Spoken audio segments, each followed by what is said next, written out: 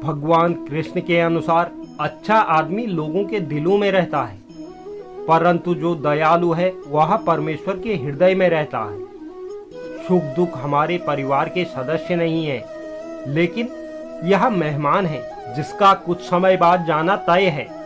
अगर शांति की इच्छा है तो पहले इच्छा को शांत करना सीखो।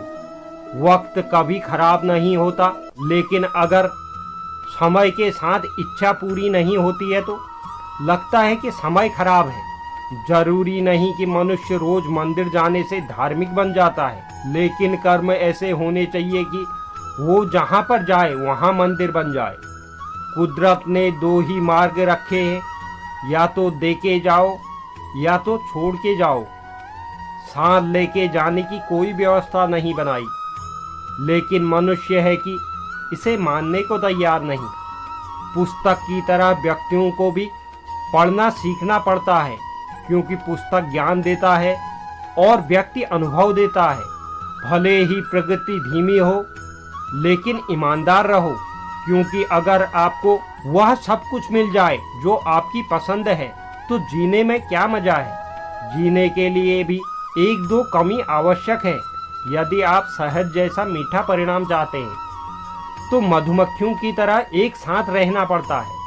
जब आप काम नहीं कर रहे हो तो कुछ अच्छा या अच्छा सोचें जो व्यर्थ के विचारों की संभावनाओं को कम कर देता है। एक समान ही समानता है पतंग और जीवन में। ऊंचाई पर हो तब तक ही वाह वाह होती है। मैं दुनिया से लड़ सकता हूँ, लेकिन अपने लोगों के खिलाफ नहीं लड़ सकता, क्योंकि मैं उनके साथ जीतना नहीं चाहता, जीना चाहता हूँ।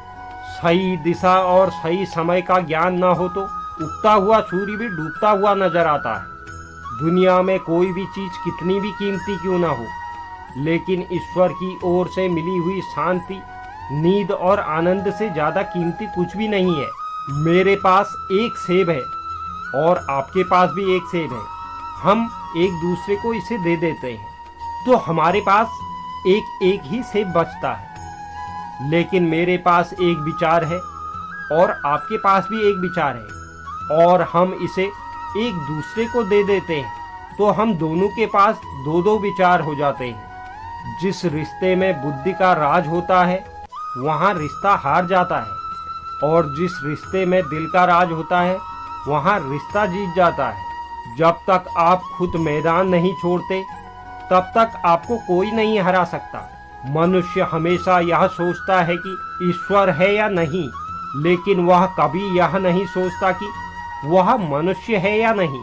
अगर किसी अच्छे इंसान से कुछ गलती हो जाती है तो उसे सहन या माफ करे, क्योंकि मोती कूड़ेदान में ही गिर जाए फिर भी वह कीमती ही रहता है। किसी को भी देने के लिए सबसे अच्छा उपहार है उसकी जरूरत पर हमारी उपस्थिति। अनुभव जीवन का पाठ है, जबकि अनुमान केवल कल्पना है। समुद्र इतना बड़ा होते हुए भी अपनी सीमा में ही रहता है, लेकिन पता नहीं मनुष्य को किस बात का अभिमान है। जीवन में कोई भी चीज का अंत नहीं होता, हमेशा एक नई शुरुआत आपका इंतजार कर रही होती है।